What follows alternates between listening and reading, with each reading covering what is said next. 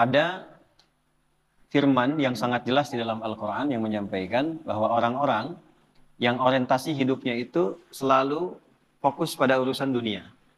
Dunia oriented dan abai tentang kehidupan akhirat. Dia tidak punya persiapan, tidak tertarik untuk membahas itu. Bahkan pada titik yang sebagian tidak percaya dengan datangnya itu. Nah, maka orang-orang seperti itu oleh Allah diberikan berkeadilan. Ketika tiba masanya yang terjadi situasi kembali ke akhirat itu, maka Allah buktikan apa-apa yang telah mereka perbuat itu dengan konsekuensi yang seadil-adilnya.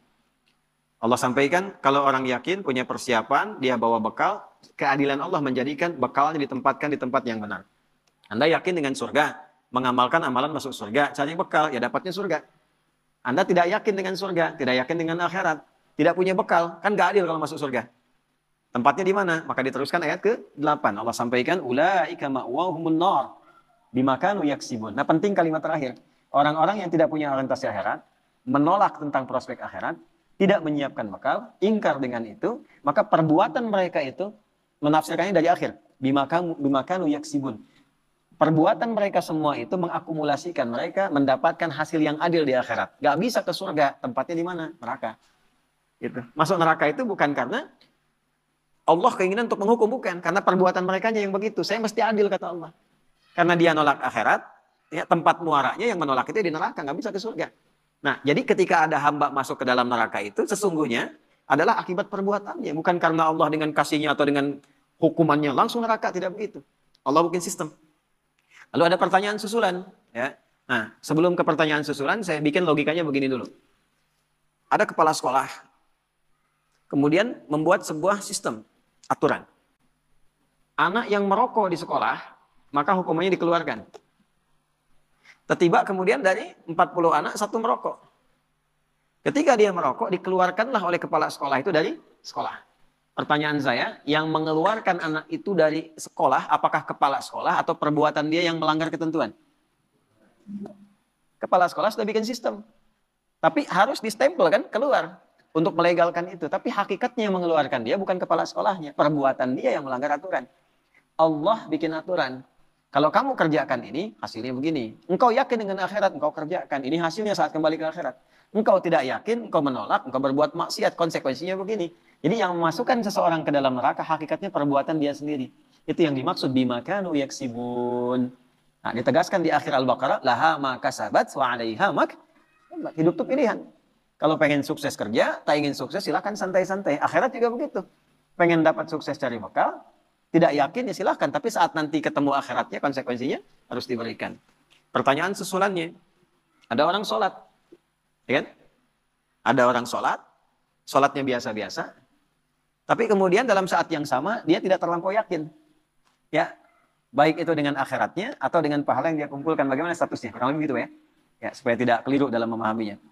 Yang pertama, Nabi SAW menyampaikan ya, di dalam hadis riwayat Al-Bukhari, nomor hadis yang pertama, innamal a'malu binniyat wa innama likulli imri'in ma nawa. Faman kanat hijratuhu ila Allahi wa rasulihi fa hijratuhu ila Allahi wa rasulihi. Wa man kanat hijratuhu lidunya yusibuha aw imra'atin yunkihuha fa hijratuhu ila ma hajara ilaih. Pertama, semua amal itu yang dihisab oleh Allah adalah niat dan motivasinya. Itu satu dulu. Itulah adilnya Allah. Kalau bukan karena niat, kita nggak tahu mana yang cari perhatian saat sholat, mana yang ria, mana yang kebutuhan dunia, mana yang betul-betul ingin menunaikan sholat untuk menyembah Allah. Intinya ada di niat. Ya. Kalau kemarin musim-musim kampanye, orang ke masjid, dari mana orang tahu dia benar-benar sholat atau dia untuk cari perhatian? Dari mana orang tahu kalau ke masjidnya, ternyata pengen cari perhatian ya seseorang yang ditargetkan menjadi pasangan hidupnya. Gitu. Ya. Makanya kata Nabi sederhana, kalau dia niatnya ibadah, dapat bagian ibadah, Pak. Kalau niatnya dunia, dapat dunianya. Ya, Bapak ke masjid untuk memuluskan proyek. Ya, dapat proyeknya. Mungkin ketemu partner, ya kan? Ada anak muda ke masjid pengen cari perhatian dari yang jamaah perempuan, ya kan? Ya, bisa dapat perhatiannya. Tapi apa yang diniatkan itu yang didapatkan.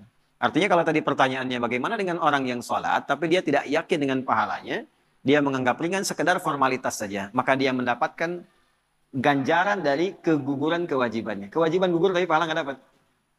Jelas ya? Kewajiban gugur. Dia tidak punya dosa dari kewajibannya. Selesai. tapi dia tidak mendapatkan balasan dari sholatnya. Karena orientasinya menggugurkan kewajiban saja. Karena niatnya gugur, gugur kewajiban.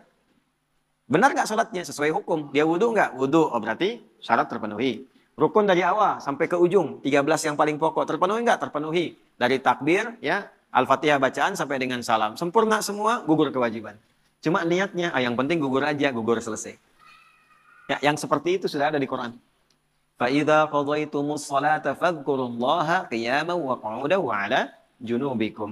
Kalau engkau sudah selesai sholat, ukuran keberhasilanmu dalam sholat itu adalah jika dirimu mampu terkoneksi dengan Allah. Ya. Apa ciri konektivitasnya? Ingat Allah. Tersambung. Kemudian ada pencarian yang kedua, yang dibacakan dari Quran surah ke-11, di ayat 114. Sholat merubah dirimu menjadi perilaku yang lebih baik. Innal hasanati yudhibnas sayyiat. Bonusnya. Jadi ketika orang niatnya benar menyembah Allah, apa yang Allah berikan feedbacknya? Ya, yang pertama kata Allah, aku rubah pribadimu menjadi lebih baik. Itu yang dimaksud inna sholata tanha 'anil fahsya wal munkar. Ya. Yang kedua, pahala diberikan. Nanti konsepnya saat di akhirat. Ya. Dia yakin dengan itu, makanya ketika sholat yakinnya akan pulang untuk cari akhirat. Itu yang dimaksud Al-Baqarah ayat 45 sampai 46. Ciri orang khusyuk itu orientasi sholatnya untuk akhirat. Ya, alladzina yadhunnuna annahum mulaqu rabbihim. Dia sholat itu cari bekal ketemu Tuhannya untuk akhiratnya, bukan dunianya. Wa annahum ilaihi raji'un, dan dia meyakini saat pulang dia mendapatkan bekal. Jadi itu tingkat tertingginya, Pak. Dibalaslah ini dengan Al-Kahf ayat 110 tadi. Faman kana yarju liqa'a rabbih falyamal amalan shalihan wa la yusyrik bi ibadati rabbih ahada. Yang ini kan enggak pengen ketemu Allah nih. Ya, la yarjuna liqa'ana. Yang ini enggak pengen ketemu, abai, terserah akhirat mah. Yang penting saya gugurkan kewajiban. Yang satu lagi, faman kana yarju liqa'a rabbih. Siapa yang salatnya sebagai persiapan ketemu Allah, pengen cari bekal, aku balas kata Allah. Wujudkan itu. Jadi jawaban paling singkatnya, innamal a'malu binniyat, seseorang dihisab berdasarkan orientasi niatnya. Dia ingin menggugurkan kewajiban, kata Allah gugur kewajiban, tapi pahala nggak dapat. Dia ingin mendapatkan rahmat Allah, aku berikan. Tapi bonusnya adalah sholat membuat engkau menjadi pribadi yang lebih baik. Nah, ada orang yang ketika sholat tadi, ya, mafhum mukhalafah, pengertian terbaliknya. Yang satu, fadhkurullah, terkoneksi, ingat Allah, cari akhirat. Yang satu lagi gugur kewajibannya. Itu sudah ada di Quran. Jelas ya, Pak? Nah, kurang lebih demikian. Jadi, gambaran jawaban cepatnya adalah orang-orang yang hanya mencari prospek dunia saja, Allah adil dikasih dunia, akhirat tidak. Nah, ini ada dua tipikal, saya perdalam. Tipikal pertama, non-muslim yang baik, tapi tidak punya orientasi akhirat. Dia belum beriman. Cuman rajin, sosial, nyumbang jalan, dan sebagainya. Ini kejadian di zaman Nabi. Sayyidah Aisyah konfirmasi, ya Rasulullah, si fulan orang baik, tapi belum beriman. Rajin nyumbang, bantuan sosial ikut. Gimana statusnya di akhirat? Nah, turunlah kemudian Quran surah ke-25, ayat 23. Wa qadimna ila ma'amilu min amalin faja'alnahu haba'an manthura. Allah adil, kata Allah, demi keadilanku, sifat dunia dibalas dengan dunia lagi. Karena dia mengerjakan dengan hukum dunia, aku balas dengan hukum dunia. Apa hukum dunia diantaranya? Akses dunia terbuka, dia mendapat simpati, dia disenangi orang. Hukum dunia. Tapi di akhirat aku mesti adil, kata Allah. Karena dia tidak mencari akhirat dengan imannya, maka bekal itu dijadikan debu yang berterbangan. Faja'alahu haba'an manthura. Kalau debunya nggak terbang, masih bisa ditimbang. Ah, ini debu terbang, nggak ada timbangannya.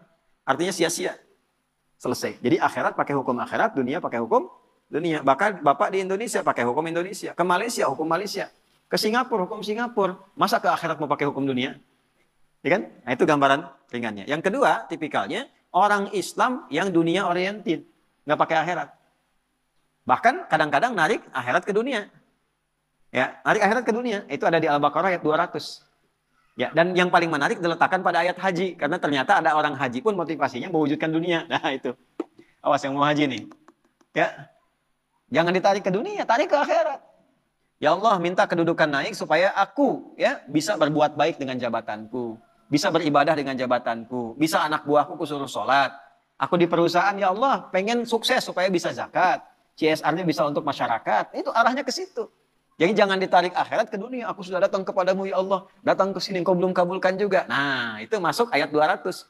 Wa minan nasi may yaqulu rabbana atina fid dunya. Nggak ada hasanahnya. Karena hasanah sifat akhirat.